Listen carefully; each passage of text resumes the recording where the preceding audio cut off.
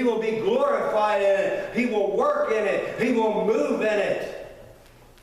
And he says here, then he said, I am with you. I will be with you.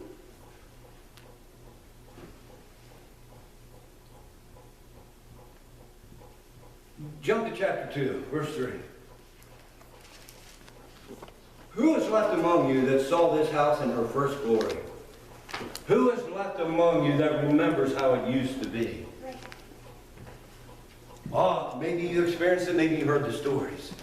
Who is left among you that remember how God used to move? Maybe in your own life, maybe in others. I remember in my own life, many times, when the Spirit of God would be so strong, I just did not know what to do with myself. I couldn't just sit still. It just was all over me. It was so great. There's no words to describe it. I remember in my own life, when I was younger, seeing the men and women of God get under the anointing of the Spirit and begin to speak things that God would give them to speak, do things that God would give them to do, praise and glorify God and bless God, and the Spirit of God would fill the house in such a way that you just couldn't hardly even stand it. Who remembers how it used to be? And how is it now? How is it? Think. Think. Consider, as God said. Remember how it was. And how is it now? You know what?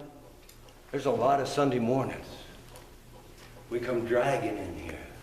All ho-hum. Our lips sticking out. Down in the dumps.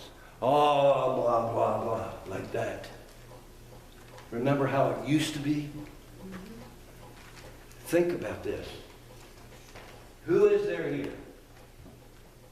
This is the question God asked them. That's the question He's asking us. Who's left among you that saw this house in her first glory?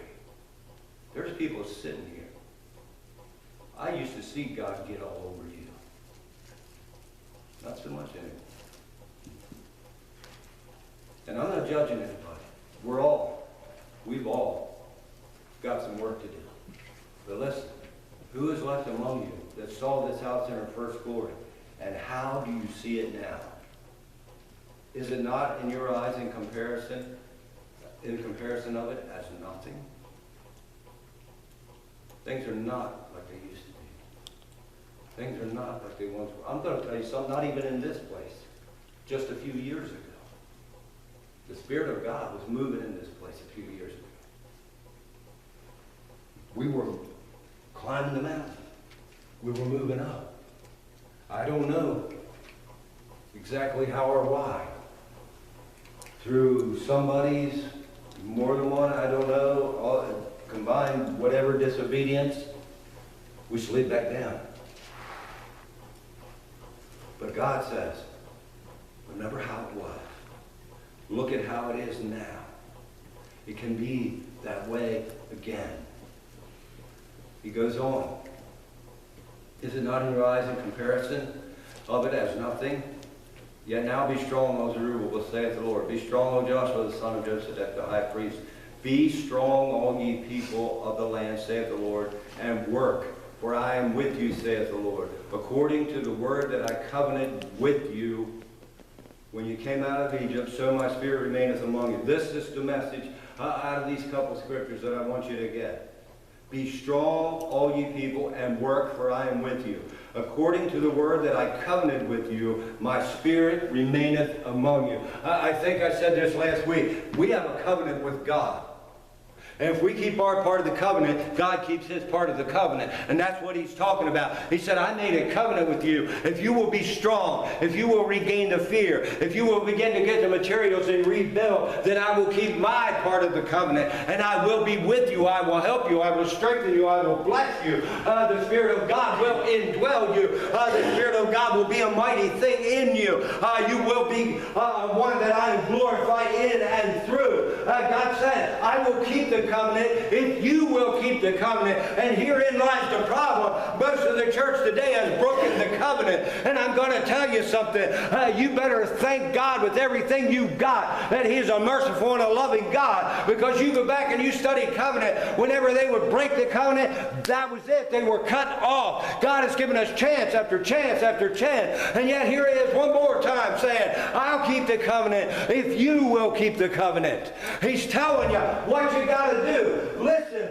God wants it. He's spelling it out. He wants us where He wants us, and He's making it easy for us. All He's telling us is, you got to realize your temple's in disrepair. You got to realize that you've let it crumble, that you've let it decay. But here's help. All you got to do is go up to the mountain. All you got to do is go to God and cry out to God. I know my temple's in disrepair. I know my temple is decayed. I need some material to rebuild it, and God will give you the material you need to rebuild the temple. And He says, if you do this, once you do this, I will take pleasure in you. I will be glorified in you. If you will work and do what needs to be done, I will keep my part of the covenant.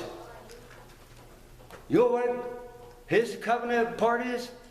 I will be with you. I will be in you. I will walk with you. I will be your God. You will be my people. And you know what that results in? All the blessings in that book are yours. If you do your part, then He does that part. And He's making it plain. He's making it simple. What is necessary in order for that to happen? He said, I will be strong, all you people, and work, for I am with you. According to the word that I covenanted with you, so my spirit remaineth among you. It goes on down. I love this one. In verse 7, I will fill this house with glory. Not this house. This house.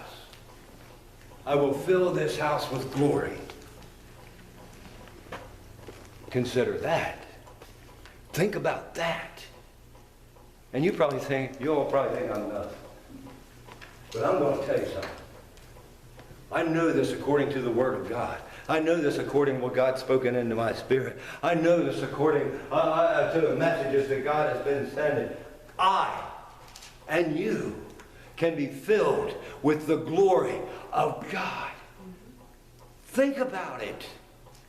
Till it's popping out your eyeballs and shooting out your ears and coming out your nostrils. Listen, think about this. Back to where I started, that you are the temple of God and God dwells in you. Do I look like God dwells in me? Something's wrong. If we're born again child of God, God's supposed to be dwelling in here. I'm going to tell you something. If the God that I read about in here, the God that created the universe, the God that is the all in all, the Alpha, the Omega, the beginning and the end, the first and the last, if that God dwells in here, something ought to show, don't you think? Something ought to be evident. If that God is in here, and we act like this, something is wrong. Something is wrong.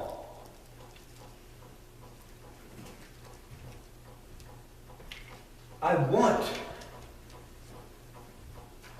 so much, I say this a lot and you know it, to experience what the original church experienced, the presence and the power of God.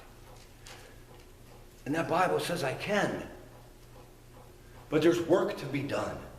There is work to be done. Church, we need to understand there is work to be done. You know, you go to James and it says about be a doer of the word and not just a hearer only. Gary talked about it in Sunday school. Sometimes we think it says something that it don't. He said be a doer of the work. We always quote it, be a doer of the word. Be a doer of the work. There is work to be done. We have been convinced, maybe we've convinced ourselves, whatever, but we've got to a point where we think when we go to church and the right preacher comes at the right time and it's revival season or whatever else happens, God's just going to come down one day and He's going to make all of us like that. It don't work that way. It don't work that way. There is work to be done. We are told to strive, to persevere, to make an effort. We've got to do our part. And we haven't been willing to do the work. And when you don't do the work, listen, we drive by a few houses on the way here that are in bad shape and they're crumbling and they're falling down. There was a day they were new. But people didn't do the repairs. People didn't keep up with it. People didn't do the work that needed to be done, and those houses are ready to crumble. It's the same spiritually.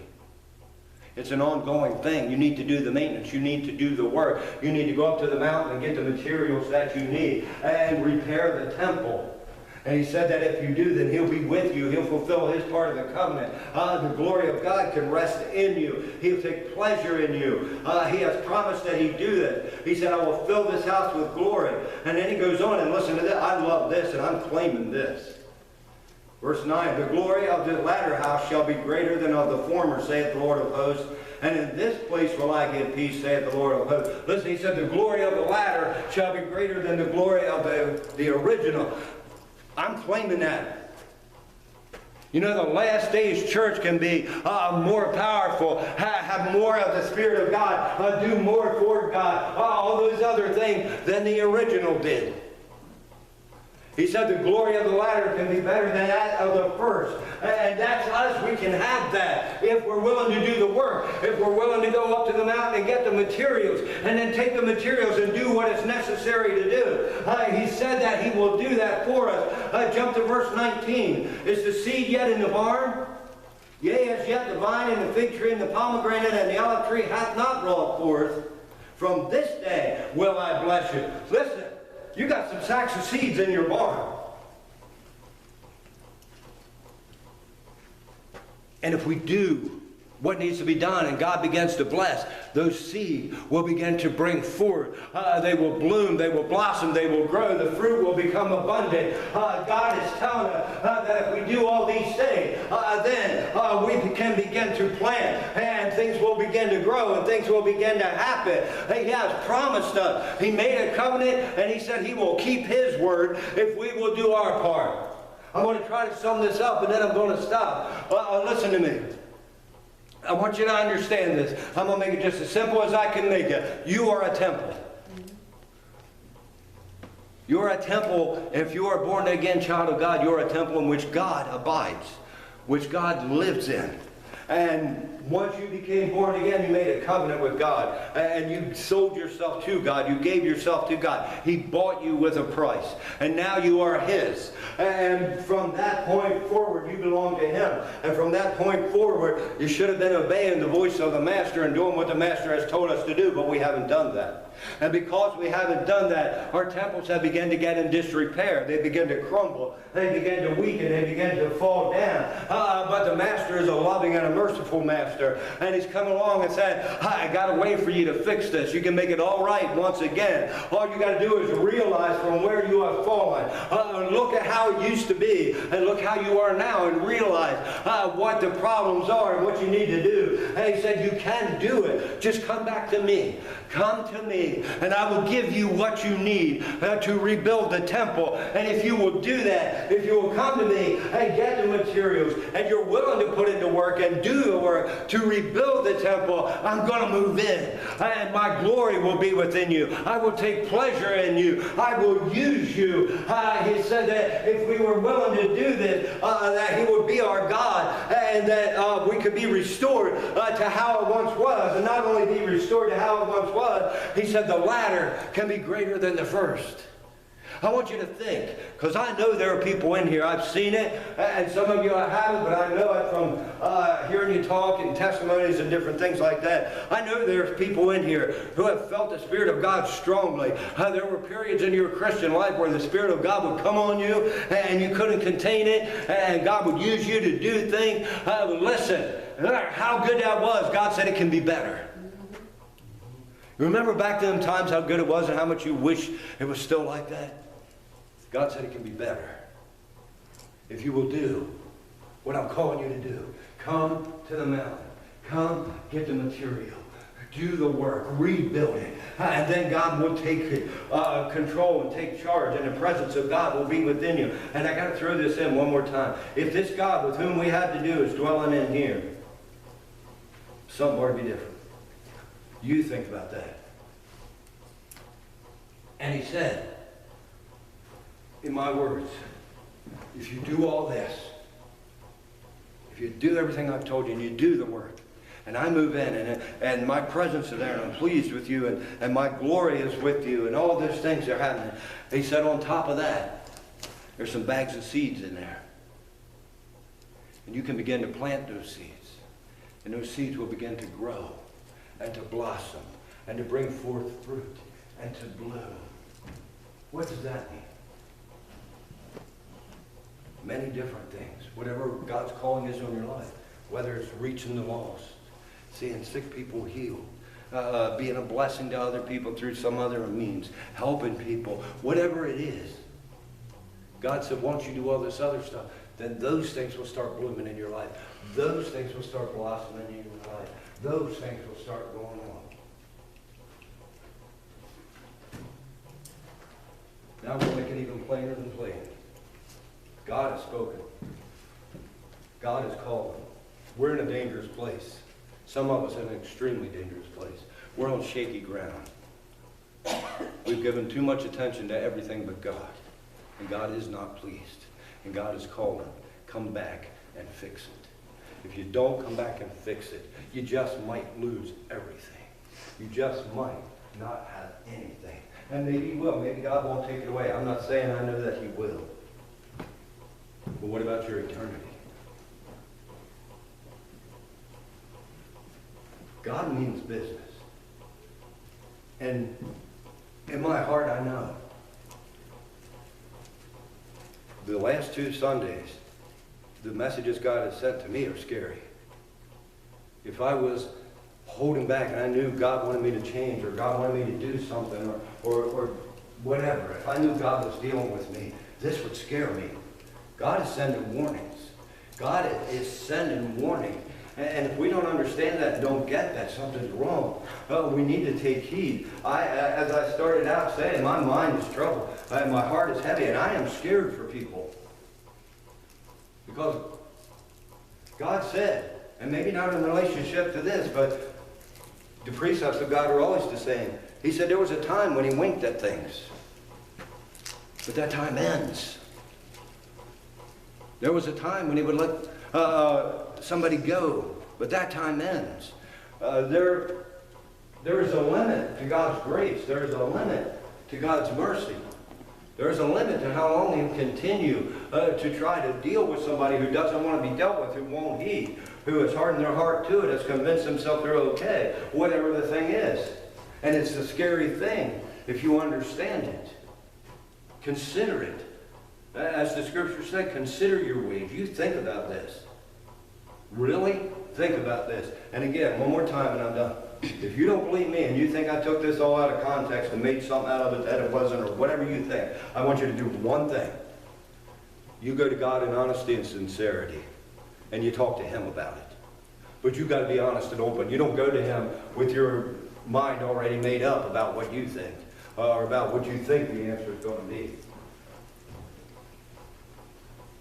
I've talked for months, maybe years now, I don't even know, about God bringing a last days church together. And that last days church has got to be something different than what the church is now. Got to be stronger, got to be closer, got to be more obedient, got to be more dedicated, got to be more committed, got to be more sold out. And I believe God is putting His pieces in place. Whether or not you're going to be at peace depends on your obedience to God. And I will stop there.